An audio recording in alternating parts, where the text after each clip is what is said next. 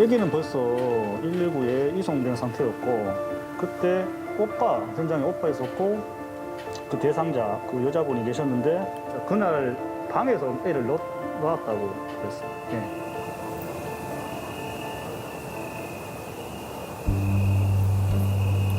모두 잠든 새벽. 빌라 3층 창문 밖으로 갓 태어난 아기가 추락했습니다. 애기 울음소리를 들었다. 그래가지고 문을 열어보니까 애기를 낳았다. 뭐 해가지고 뭐 창문도 열렸으고 뭐 애는 어디 있냐 이러니까 던졌다. 뭐 이런 식으로 얘기를 해가지고 그 밖에 보니까 애기가 있어가지고 친구를 했다.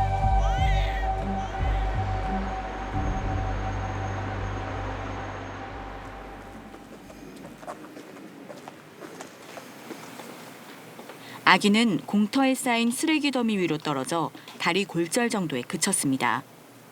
3호방에서 열면은 바로 공터가 나오고 10m는 넘었던 것 같아요. 기억에. 근데 우리도 살았더니 신기하다. 천운을 가진 아이다. 이런 생각했었어요. 그때 팀장님하고. 자신이 낳은 아이에게 어떻게 그럴 수 있었을까? 지능지수가 낮은 아기 엄마는 임신 사실도 출산 직전에야 알게 됐다고 합니다. 범행을 했다는 그 자체를 인식을 못 하고 있는 것 같더라고요. 오빠한테 안 걸리기 위한 뭐 그냥 잘못했던 걸 안 걸리기 위한 멍한 상태, 뭐 그런 상태였어요. 뭐 어플에서 만났다. 근데 언제 임신이 되었는지 어느 남자인지는 모르겠다. 지적 능력이 좀 떨어지는 것 같아가지고 일부러 남자들이 꼬신 것 같더라고요. 약간. 기적처럼 살아남은 아기는 한동안 세간의 관심을 모았습니다. 재판에 넘겨진 엄마는 지능이 낮은 데다 홀로 출산했고 아이가 부상에 그친 점이 참작돼 집행유예를 선고받았습니다. 하지만 확인 결과 극적으로 살아났다고 알려진 아기는 겨우 한 달여밖에 더 살지 못했습니다. 구성을 하고 있는데 네. 여쭤봤는데 아기가 죽었더라고요. 아, 그래요? 네. 혹시 그때는 그런 얘기는 못 들으셨어요? 처음 듣는 얘기입니다, 오늘. 이 얘기는. 그 경산에서 있었는가요? 직접 능력도 떨어지고 그러니까 당연히 보육원 가가지고 다른 데 입양 갔겠구나. 뭐 7살 됐겠다. 잘 컸나 싶은 생각도 들었고 죽었다고 생각은 전혀 못했어요, 진짜 이거는.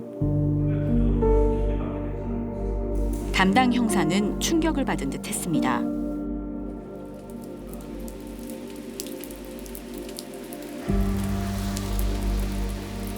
도대체 어디서부터 무엇이 잘못된 걸까? 사건 후 아기가 맡겨졌던 위탁센터를 찾아가 봤습니다. 아동보호 전문기관이 아기 데리고 엄마 데리고 저희 센터로 오셨거든요. 일주일 만에 병원에서 퇴원하면서 아마 보호 조치를 바로 저희한테로 보내신 걸로 알고 있어요. 되게 작은데 기부스를 하고 이렇게 하고 왔을 때 왜 엄마들이 처음 아기 태어나면 부서질까 봐 못 만지겠다는 말씀 하시잖아요. 얘도 그랬어요.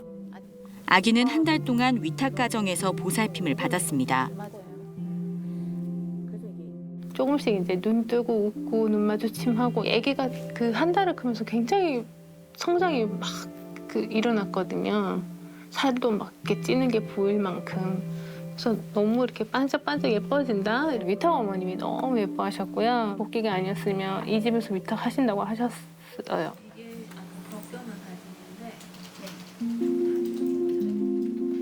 그러나 한 달간의 일시분리가 끝나던 날 아기는 엄마에게 돌아갔습니다. 엄마가 양육을 원한다는 이유였습니다.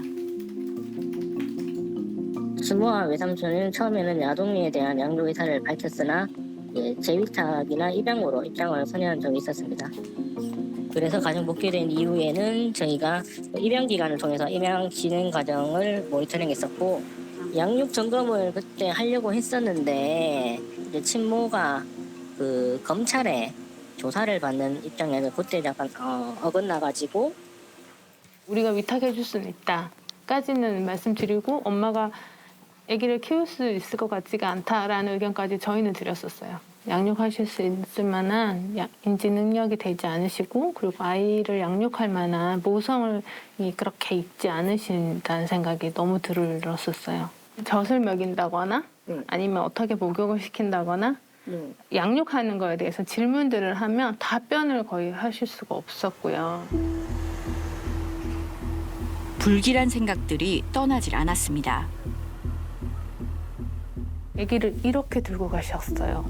2층 계단에서 내려가는데 저 엄마가 조금만 실수하면 아기 떨어뜨리는데 저렇게 간다고? 가는 내도록 지켜보면서 위태위태한 거예요. 지켜보는데 저희가 한 2번 정도 방문해가지고 양육 상태를 했는데 담당 선생님도 갔다 와서 불안불안해 했었거든요. 그 이후로 저희가 이 집을 계속 팔로우할 수가 없으니까 그럴 만한 이렇게 제도적으로 돼 있지 않으니까 엄마에게 돌아간 지 겨우 열흘째. 아기는 집에서 숨진 채 발견됐습니다. 그만큼 안 된다고 얘기했는데 보내서 결국 이렇게까지 이 집에서 잘 크고 있었을 뻔했던 아기를 그렇게까지 간 거에 대한 좀 원망하는 마음이 생기더라고요. 저한테는 안 되는 건 안 된다고 좀 더 우리가 강하게 말하지 못한 거에 대한 후회가 되게 됐어요.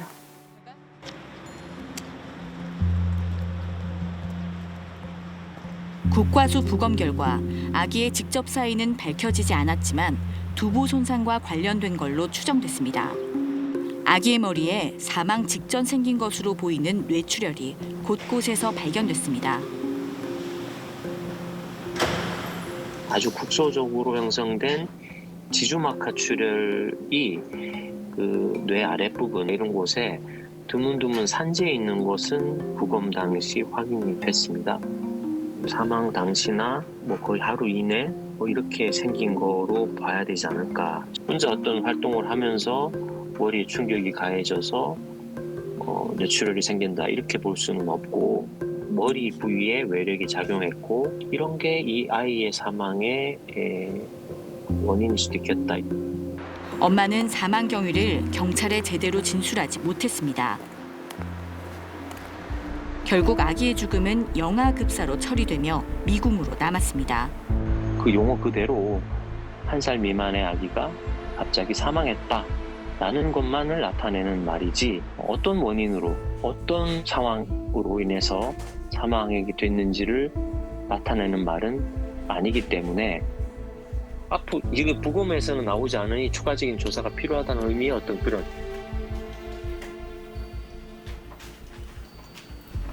아기의 죽음에 사회의 책임은 없었을까? 죄송하다, 잘못했다, 막 그냥 울고. 그때 당시에 지능도 낮게 나왔었고 저희가 심리학적 평가 보고서 이런 게 그때 당시에 나왔었거든요. 그때 보면 이게 스트레스 상황에 직면할 시 이성적으로 뭐 합리적으로 대처하는데 좀 곤란한 것으로 판단이 된다. 그리고 지금 출산도 굉장히 낯선 상황이잖아요. 그러면 그런 스트레스 상황, 낯선 상황에서 이 사람이 이제 상식적으로 행동하는 것은 우리가 기대하기 어렵다라고 볼 수 있거든요. 또 사고가 있었던 그 불안정한 아이와 또 심리적, 정서적으로 또 지능적으로도 불안정한 엄마와 한 공간에 둘만 있는 상황이 하루 종일 계속되는 게 과연 맞는 것인가. 사건 관련자들은 하나같이 애통한 마음입니다. 저희한테 그렇게까지는 알려주진 않으세요. 수사받는 것까지. 아기 사망에 대해서는 정말 알려지지 않은 것 같아요. 제가 기자님이 이걸 캐시고 이렇게 취재를 하시니까 저희도 알게 되는 거고 근데 어떻게 전혀 이렇게 한 줄 기사도 없을 만큼 그렇지? 아무도 관심 갖지 않았을 것 같다는 생각이 드네요. 기적 같았던 아기는 어른들의 무관심 속에 또다시 벼랑으로 내몰리고 있었습니다. 수사를 했고 재판까지 다 받는 과정에서 결국에 피해자인 영아는 보호되지 못했던 거죠. 예. 그러니까 결과적으로도 이 사건이 일어나고 언론의 주목을 받았음에도 불구하고 어떤 사회 안전망이 산모도 그렇지만 이 아기 자체를 끝까지 지켜주지 못했구나. 이 아이의 안위에 대해서 궁금해하는 사람은 아무도 없구나. 라는 생각이 좀 들어서 좀 슬펐어요. 예.